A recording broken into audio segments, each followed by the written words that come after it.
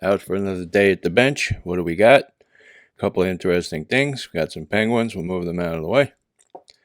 We have this nice Wade Butcher, which is literally, sorry to tell you, it's only out here for show. It was on my bench. I'm getting ready to put it in my Etsy shop. It's one of the bow raisers, has the bow logo, which is really nice. I just saw somebody call it a mustache logo. I'm like, Jesus, man, what'd you just get into this hobby like 2 days ago? It's a bow. So this is the razor that's going to be on the stone because this is the only one in the house that actually, I can run it on a 1K and I'm not going to feel bad about killing a finish. This is the last thing I sharpened on this stone. This is an old, it's like a hunting knife, skinner knife, Bowie type knife, whatever you want to call it. Very simple. This is Sharp brand, made in Japan back in the 80s. This was sold at like Kmart, probably cost like, I don't know, 10 or 20 bucks. People know about them now, so they cost a little bit more than that usually on those auction sites. But you can still find a bargain when people aren't paying attention, and that's what I did with this. But the factory edges are terrible. They always have that really coarse look under like 4x, 8x magnification. You can see it. You can also find variations in the bevel, usually down here by Duracasa, where because they do all this on a belt or a wheel, which I wish people wouldn't do that, because you just can't. You have to be an expert. And if you're just knocking these things out by the boatload, what you're going to wind up with is you wind up with a dip in the blade, and that's what happened here. So the edge came up, you couldn't hit it evenly, so I had to grind all that out. Did all of that work on a 500 Shapton glass stone, which is nice. Not as fast as the 320 or the 220, but fast enough, and it allowed me to creep up on that distraction and get rid of it without like overshooting it and taking off too much steel. So then after that, I put this blade on this 1K. I don't need super high polish mirror. I don't need to slice translucent bits off of tomatoes or any of that crap. I stick this into things. I jam it into branches and twigs, and it's a general purpose knife. The other day I was using it to cut up soap, actually. So a 1K edge is good and good enough at the same time. In fact, I usually don't go crazy with kitchen knives. Occasionally I do, but usually I don't. Anyway, so this is a 1K, and what is so special about it? This might look familiar to some of you. It's my 1K Chosera Nagura that I cut off. I used to have a short one that I had cut down, and I kept a couple of pieces to use as a Nagura. Totally unnecessary. The only time I'll use a Nagura on a synthetic stone is when it is very low grit, and it's only to like jumpstart the cutting. That's all. I might use it to clear swarf, maybe. Usually you don't have to. But the 1K Chosera is actually prone to loading, so this can be helpful in that regard. But anyway, you all know Choseras went through a period where they were crazing and cracking and people getting like whatever upset. I got out of Choseras because it was happening to my stones, and they're fairly expensive, and I needed something more reliable. So I went to Shapton Pros. Never looked back, really. These are awesome stones, and this is what I'm going to continue to be using. Now, what is this? It's a Naniwa.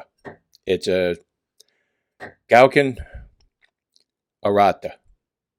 All right, there's a series of stones now called Gouken Arata.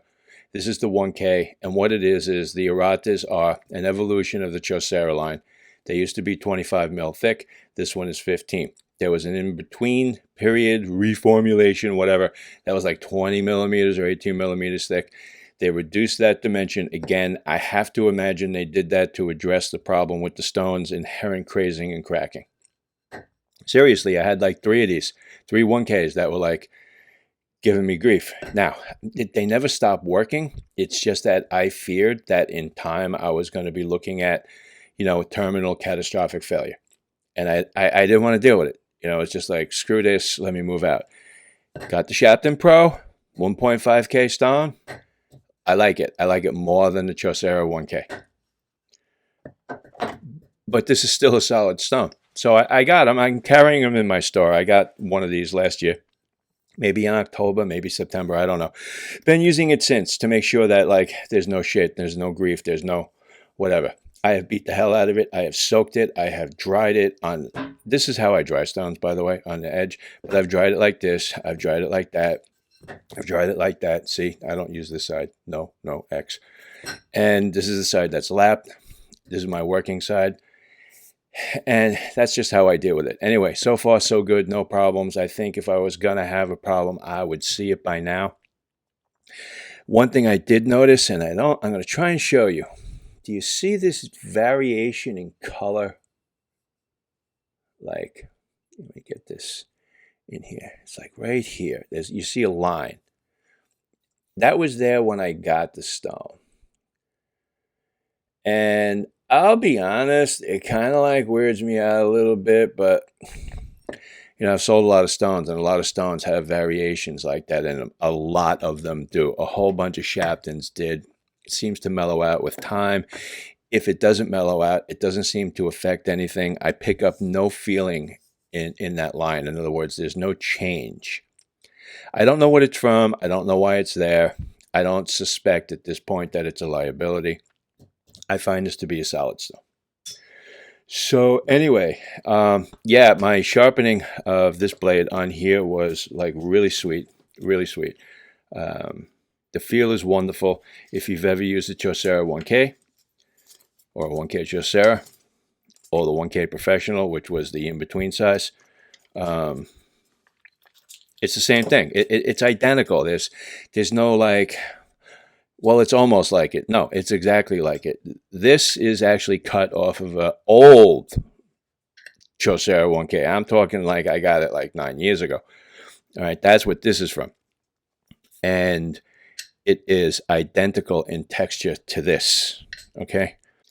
So I put an edge on this thing. This couldn't cut air. That's how dull it was.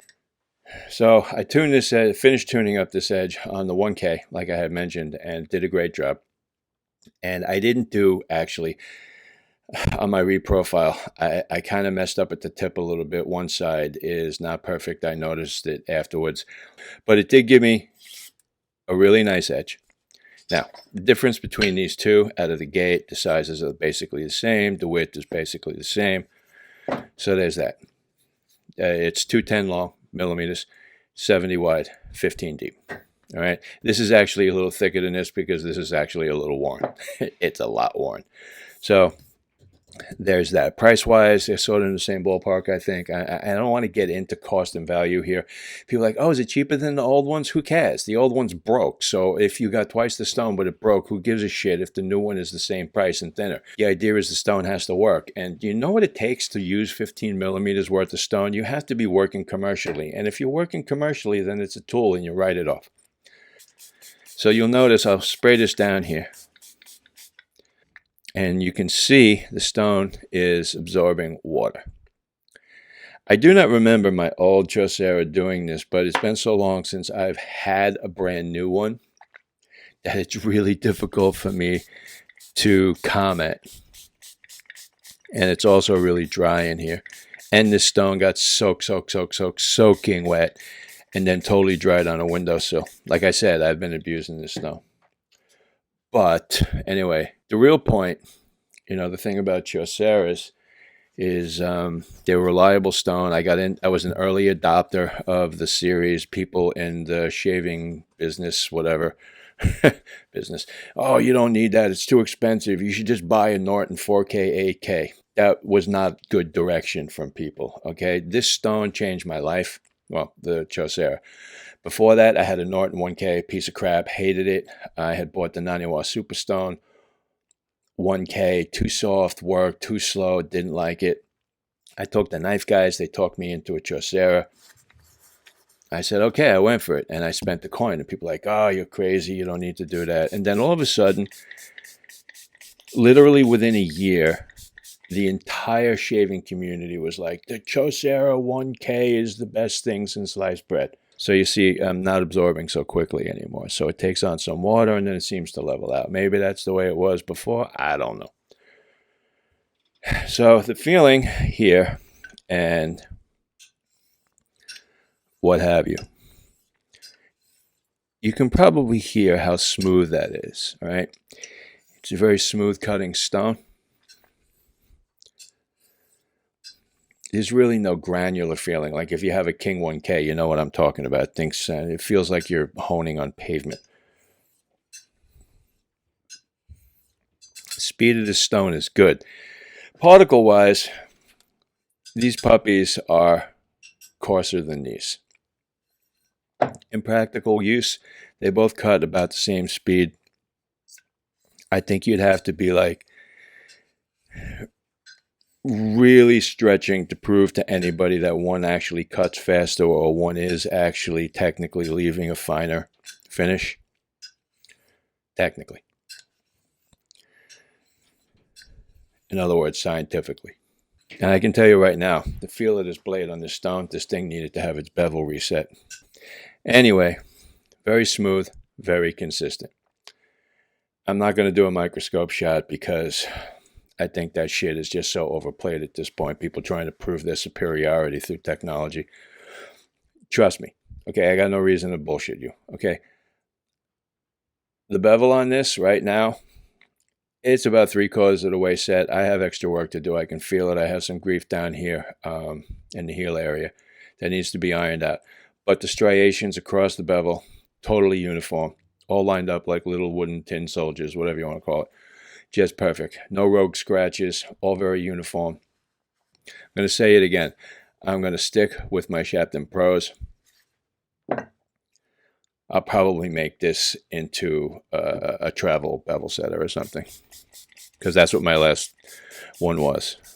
I'll continue to use this regularly so I can get a read on it if I run into any problems, and I don't think I will. In fact, I'm going to go out on a limb and say, I mean, I can't predict the future, but I've literally beat the crap out of this thing and treated it wrong. I'm literally drying it on the windowsill in sunlight, which is like the worst thing you can do. And it's fine. So I would like to say I know that I'm not going to have any problems, but I hesitate to say that because shit happens. Anyway, so that's it about this stone. I think it's a good, solid purchase. I think it's really neat. I think if you were heavily invested in Choseras and you got out, this is something to think about. If you're just getting into stones, it's a contender. It's going to be, as in the same ballpark as Shapton Pros. I'm going to stick with these. I can't give you a scientific, objective reason as to why. I guess because I don't need to change them. These have been with me for years now and undergone hundreds of edges. Absolutely no problems. Very consistent. The jump from the 1.5K to the 5K in the Shapton Pro Series is a beautiful jump for razor honing. For this stone, I would probably want to go with the 3K Chosera as the follow-up. I never liked the 5K Chosera. I sold it early on. There is no 8K. I used the Snow White instead. And the top end in this line would be a 10K, which, people go back and forth with it. It used to be super, super expensive, and it's a very hard stone, and it produces a very accurate 10K edge. I really feel that stone is best used for cutlery. If you want to hone razors up in the 10, 12K area, and that's where you're going to finish. The Shapton Glassstone 10K, Naniwa 12K Super Stone, and a couple of other options out there. Even the Shapton Pro 12K is a contender. I think the Naniwa edges it out, but I don't have it because I don't use it. I don't finish at 12K. My own 12K sits here and collects dust. It's almost here for effect. More for testing, to be honest. I finish on naturals all the time, so I could feasibly get by with having a very coarse, like a 500 synthetic, and then the 1K, and then whatever the follow-up stone is, and then I would be good. That would be like my bare bones minimum. I have the rest of them because, I sell stones, I test stuff. Not necessary, though. Anyway, so that's it. Gouken Arata, Baby Chosera. I call this one Baby Cho. It's just a name I made up. I thought it was great. And again, I've been testing it since last fall, and it's solid. So if you're looking at it and you're thinking maybe, but you're worried about the old stones and the cracking, I think you can get past it. All right? Listen, honing, sharpening razors, sharpening knives, whatever you're doing, it's all about having fun. Keep that in mind. Don't take things too seriously. Certainly don't take yourself too seriously. Till next time, take care. Talk to you soon.